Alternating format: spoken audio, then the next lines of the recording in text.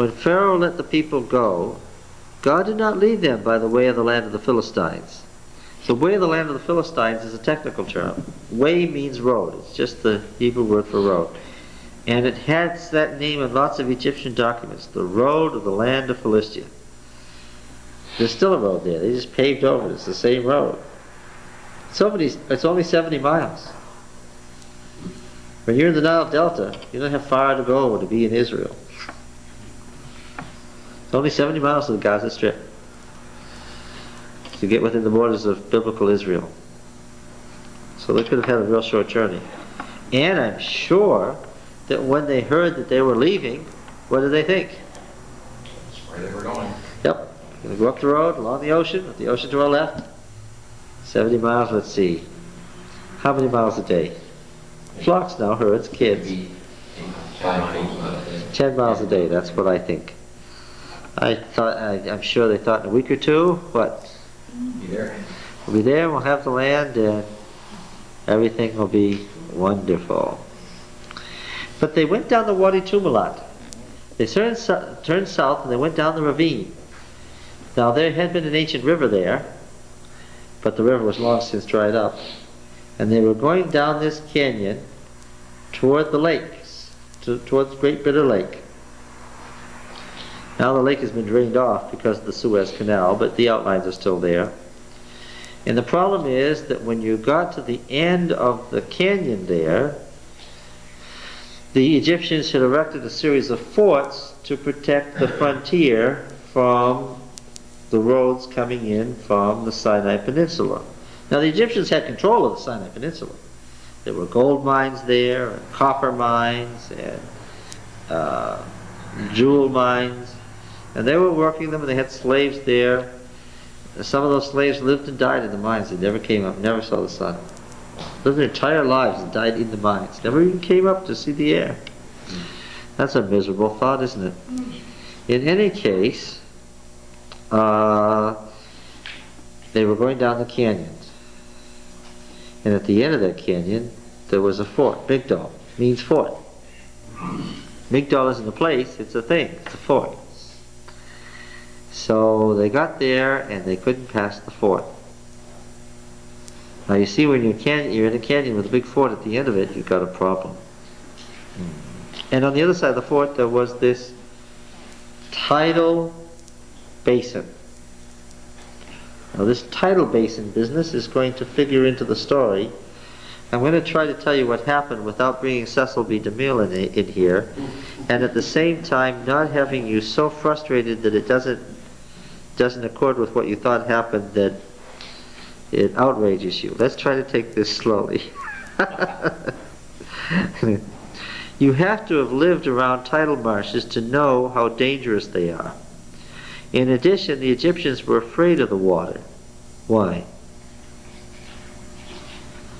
They didn't have big ships, and the trade that they did have with Palestine, their little ships kept the land in sight. Why were they afraid of the water? Because it might fall off the other side. Well, that's one reason. What's in the water? The sea monster, seven-headed dragon. And all the gods of the land were somehow negated by once you got into the water, they didn't know who to worship or how. The ocean, if you talk about the forces of nature, the ocean is unpredictable, right? Yes. Now, there is always a problem when you get around tidal basins, especially tidal basins that are connected between freshwater and seawater. Right? And you know, every year some fool is going to go to Maine and he's going to fish along one of the places where a river comes out to the ocean, and what's going to happen? Yeah, he's going to be part of the evening news that night, and then we'll forget him. We'll never think about him again. Because 4 more fools are going to have this happen next week. What's going to happen? They're going to drown because water is very treacherous. On one hand, you've got dry land. But what happens 30 minutes later? Suddenly you're in the middle of not just water, but what? You've got this tide rushing in, and what was dry land 30 minutes ago is 10 feet deep now with a tide. Yeah. Bay of Fundy, like. Yes. And what time of the year was this again? Spring. Yes, the spring equinox, the Passover moon. This was the Passover moon, the time of the highest tides. Okay? So this all started in the fall and now it's spring. And in addition, the Egyptian army was largely what? What were they following them with? Chariots. Yes. Yes. Thanks. Take your chariotry into the middle of a spring tidal basin when you're afraid. The one thing you have to know about water is, because I've had a few experiences and I'm sure you have too, is if you're in trouble in the water, what's the most important thing? Don't panic. Think about what you are, where you are, and what you have to do to stay alive. Because if you panic, what's going to happen? Yeah, you'll drown. And can you imagine these people in the middle of this situation panicking? What was going to happen? And of course, horses are notorious for sensing what people feel. Right? As soon as you panic around a horse, what's going to happen? The horse is going to panic too. It's a prescription for disaster. Right? Now it's a tidal basin. It says the Sea of Reeds. That's what it means. It doesn't say the Red Sea here. Oh, I know it says Red Sea in Chronicles, but the chronicler was 800 years later. They went into the Sea of Reeds. It was a tidal basin. And no, it wasn't the Red Sea. No, the ocean didn't part. And no, the walls weren't 160 feet high. But it sure was lethal, because of the nature of what it was. Now let's see what it says here. Verse 17. When Pharaoh let the people go, God did not lead them by the way of the land of the Philistines, although that was near. For God said, lest the people repent when they see war and return to Egypt. But God led the people round by way of the wilderness toward the Red Sea. Notice what's the term here? What's the name here? That's the name here. How is the deity called here? Yeah, this is Elohim. Yeah, this is God. Who have we been following here up to this point? Yahweh. Yes. So what we have here is an editorial comment from the time of the chronicler, which accords directly with the chronicler, but is simply wrong. Led them round by way of the wilderness toward the Red Sea, and the people of Israel went up out of the land of Egypt equipped for battle. And Moses took the bones of Joseph with him, for Joseph had solemnly sworn the people of Israel, saying, God will visit you, then you must carry my bones with you from here. And they moved on from Sukkoth and encamped at Etham on the edge of the wilderness. And Yahweh went before them by day in a pillar of cloud to lead them along the way, and by night in a pillar of fire to give them light, that they might travel by day and night. The pillar of cloud by day and the pillar of fire by night did not depart from before the people. Yahweh said to Moses, then Yahweh said to Moses, picking up the earlier narrative, right? We've been following the narrative about what Yahweh was saying to Moses in the plagues here. Yahweh said to Moses, tell the people of Israel to turn back and encamp in front of Pi Hahiroth, between Migdol, between the fortress and the sea, and in front of Baal Zephon. You shall encamp over against it by the sea. All right. So he specifically told them to go into this trap. Okay. For Pharaoh will say of the people of Israel, they are entangled in the land. The wilderness has shut them in. And I will harden Pharaoh's heart, and he will pursue them, and I will get glory over Pharaoh and all his hosts, and the Egyptians will know that I am Yahweh. And they did so. When the king of Egypt was told that the people had fled, the mind of Pharaoh and his servants was changed toward the people, and they said, what is this we have done, that we have let Israel go from serving us? So he made ready his chariot and took his army with him. He took 600 picked chariots and all the other chariots of Egypt with officers over them. And Yahweh hardened the heart of Pharaoh, king of Egypt, and he pursued the people of Israel as they went forth defiantly. The Egyptians pursued them, all Pharaoh's horses and chariots, and his horsemen and his army, and overtook them, and encamped at the sea by Pi-hahiroth in front of Baal of the north, Baal Zaphon. So this was a military, these were probably mercenaries, probably Canaanites. Named the place Baal of the north. That was the name of their god, Baal Zaphon. When Pharaoh drew near, the people of Israel lifted up their eyes, and behold, the Egyptians were marching after them, and they were in great fear. Again, I would refer you to Dr. Shea's article in the review last summer, where the exact site is pinpoint. It was discovered in the late 70s. The exact site of Migdol and Pi-hahiroth, the very point at which they were facing the Reed Sea, is known today. You can walk right down the canyon and see the trap they were in. You actually can see pictures of the ridges on both sides, see the situation they were in.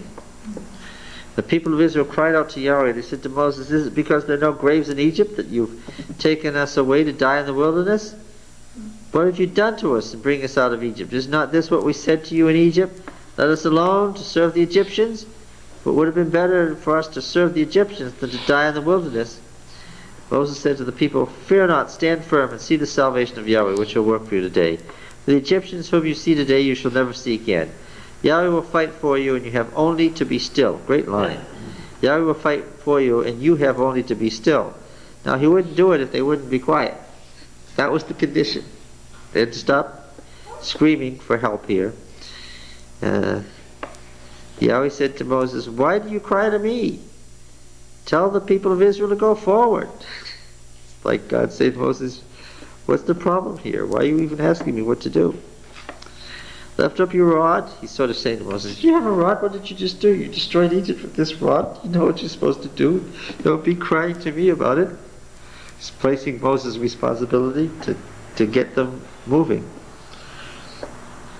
"Lift up your rod, stretch it out over the sea, and divide it, that the people of Israel may go on dry ground through the sea. And I will harden the hearts of the Egyptians, so that they shall go in after them. And I will get glory over Pharaoh and all his host, his chariots and his horsemen. And the Egyptians shall know that I am Yahweh, when I have gotten glory over Pharaoh, his chariotry, and his horsemen." Then the angel of God, who went before the host of Israel, moved and went behind them.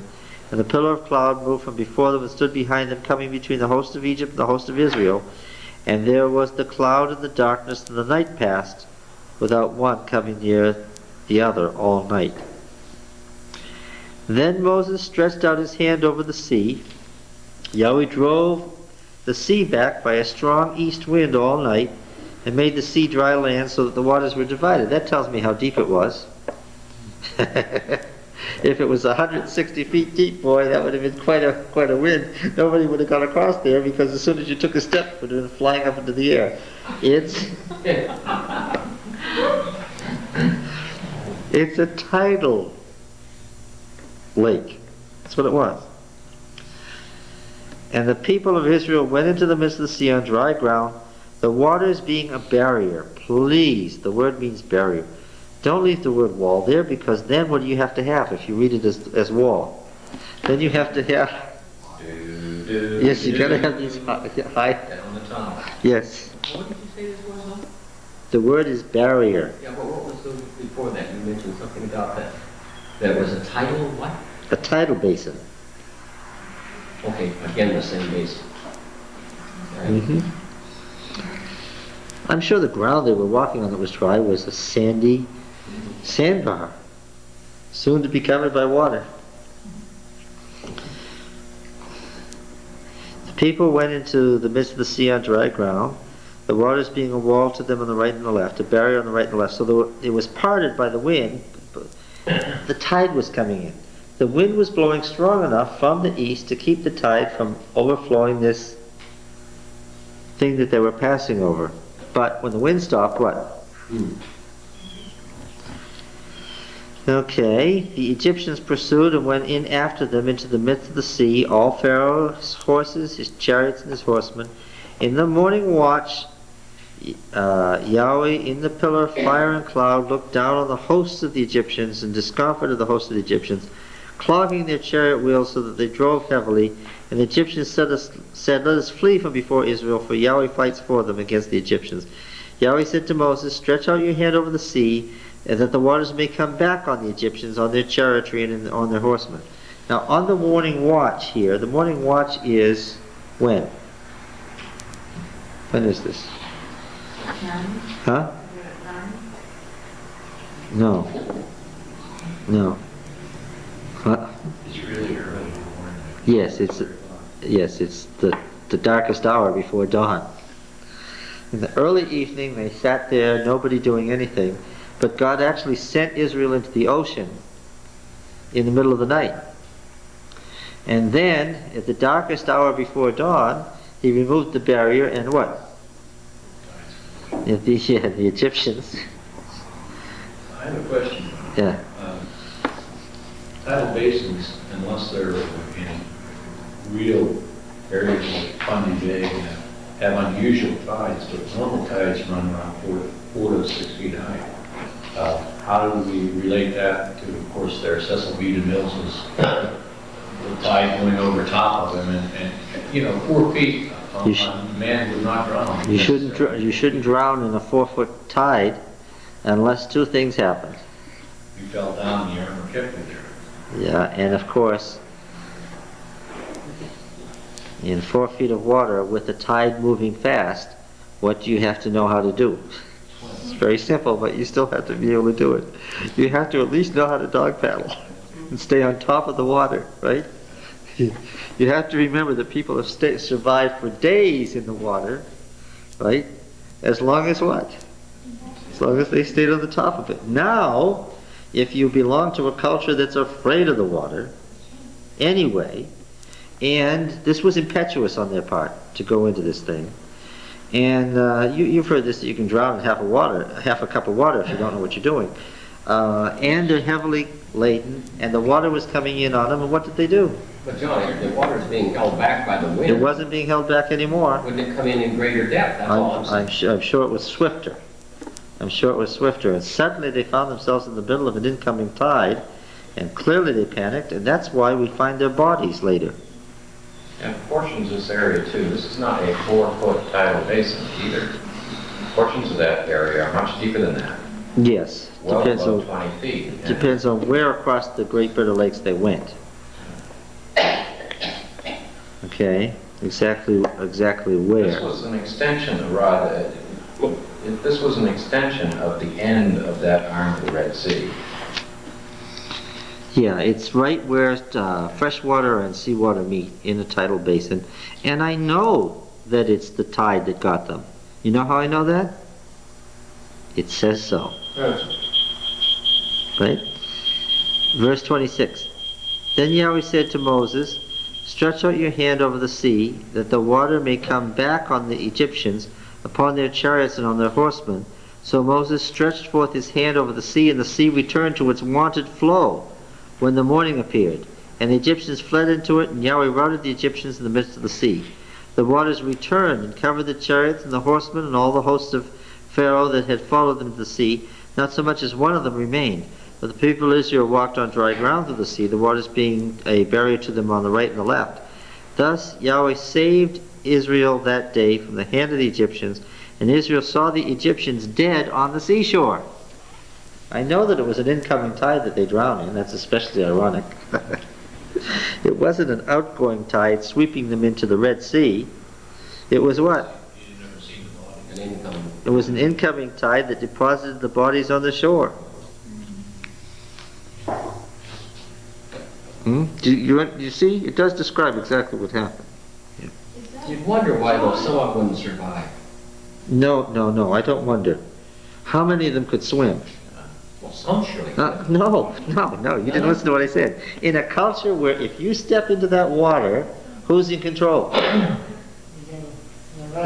Leviathan is in control. You do not step into that water because you don't have a single God who can protect you. Why did the Pharaoh do it? That's what I'd like to know why after. He was so angry. When he saw them, He thought he was Israelites all that dry. were dry. They were going to cross on dry land. He intended to catch him and kill him. He was so intent on killing him. The man had lost his good sense. All right? He's out of control. Yeah. And look, I don't think that he intended to get trapped in an incoming tide. The wind stopped suddenly, and suddenly they were in the middle of a tide. They didn't know that they were going in there to be getting trapped. They went in at 3 o'clock in the morning. They probably weren't even looking at where they were until it was too late. Depending on the area, if the moon wasn't out, it would be so dark they couldn't tell where they were. Yeah. Now, according to this, Pharaoh was destroyed with him, right? Mm-hmm. And of course, that Cecil B. Milton is not, as you like to say, the... Well, we have this. If this is Tutmosis III, and I'm sure it is, we have his body. If we have his body, that means somebody went and recovered it. You know what is puzzling me? Since you were a little child, you heard it was the Red Sea. The Red Sea was divided. You didn't hear about it in the tide coming in. You just heard that Moses put his hand down the water, came over, then the Egyptians are running behind him, and then all of a sudden Moses put down the thing, and the water closes up. This tide thing is like, wow. Sorry. But It's understandable what you're saying, but it's just so amazing. What are they teaching us? I don't know. You'll have to ask whoever you have to complain to. You can't get me to apologize for anything anybody else taught you. Look, the Sinai Peninsula is part of a rift. You know that the earth is made up of plates? And that the plates are pulling apart in places and pushing together in other places? Can the Y and the P share one stroke here? This is where two plates are pulling apart. And it starts here and it gets deeper and deeper and deeper and deeper. In fact, where the trade routes come down, you had to embark on ships to cross. This is some of the deepest coral reefs on the surface of the earth. Here. There's marine life here that isn't found anywhere else in the world.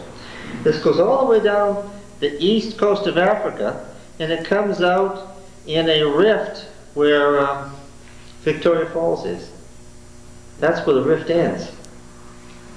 This is deep, major deep. I'm talking about thousands of feet deep.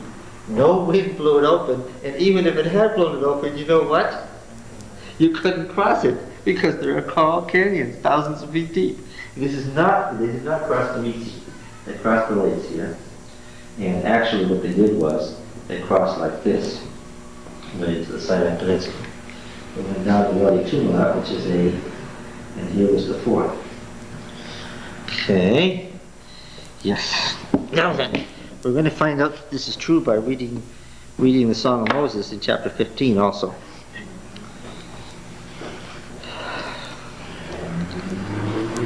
Are you having fun?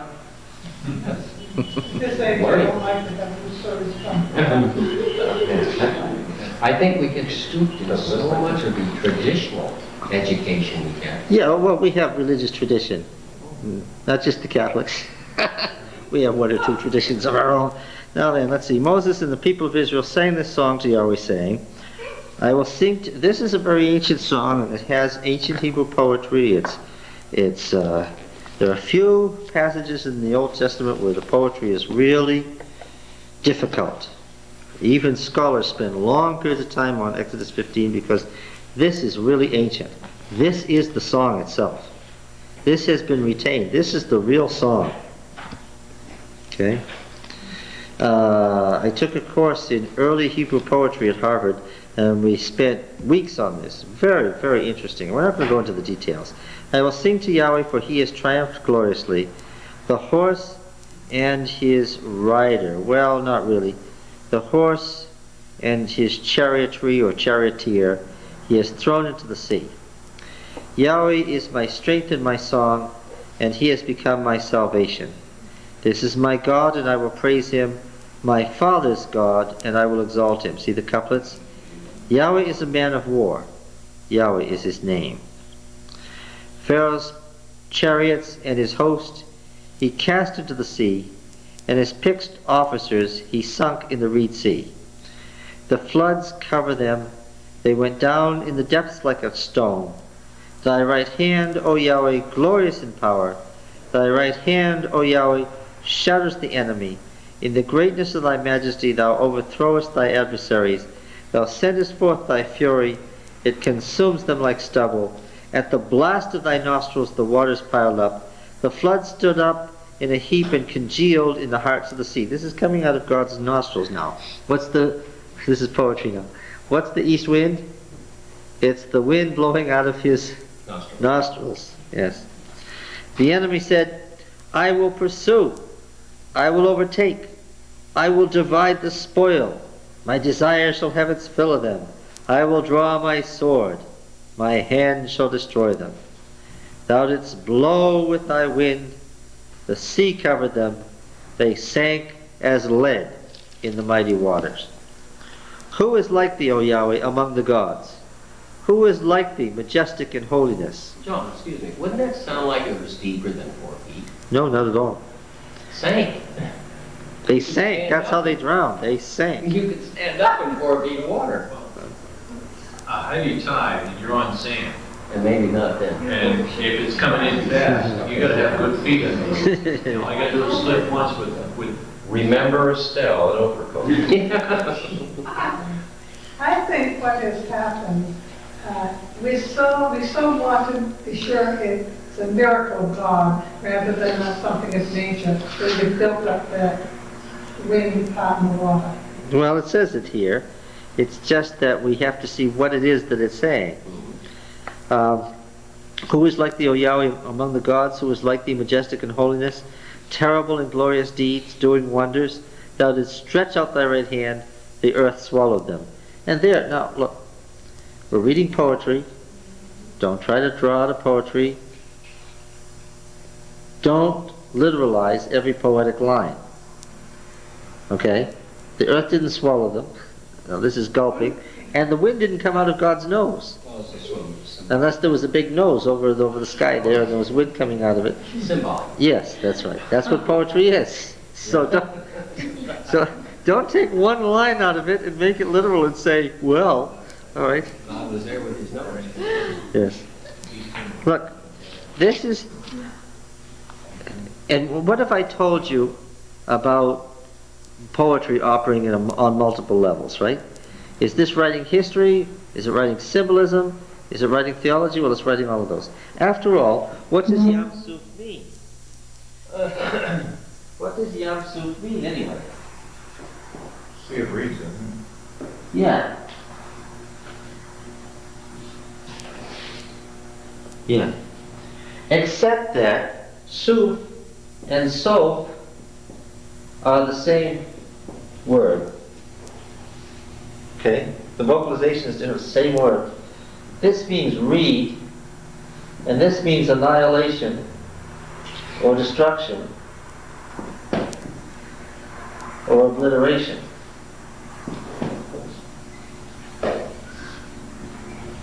So where did the horse and his rider go? They sunk in the sea of reeds, or they went into the sea of annihilation, and they never came out.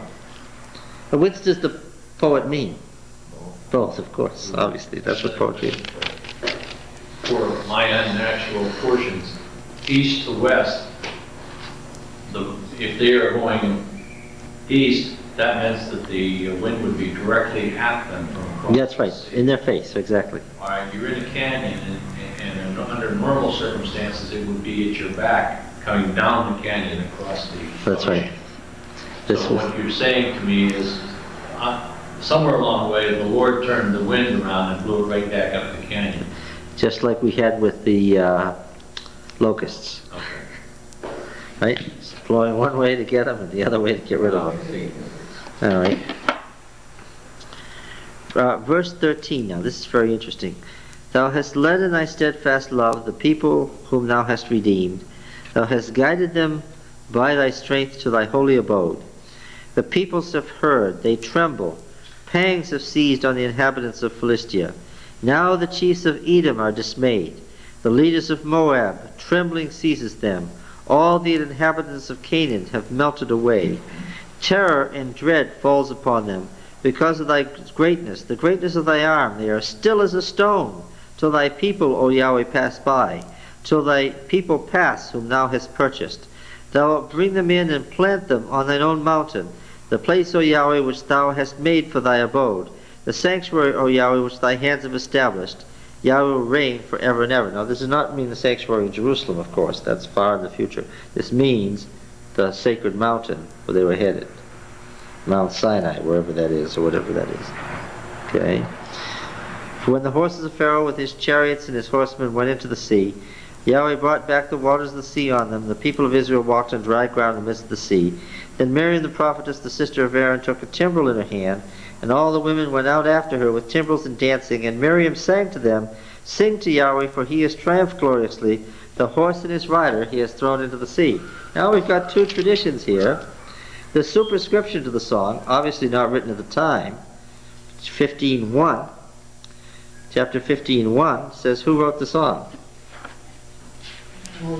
Moses. That's a superscription from later. Who wrote the song according to the prose narrative? Miriam wrote the song. Okay.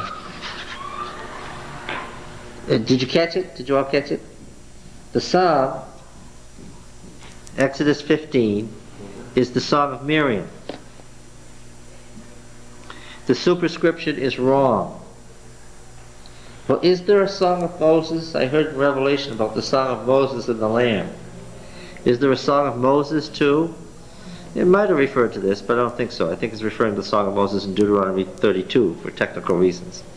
That's a different thing, because the song of Moses in Deuteronomy 32 is about triumph over sin, and that's what the 144,000 is about. This is talking about the destruction of an enemy. That's something a little different. This is the Song of Miriam. This is the Song of Miriam. You do see, don't you, that the verse 21, the first lines there are the first lines of the song.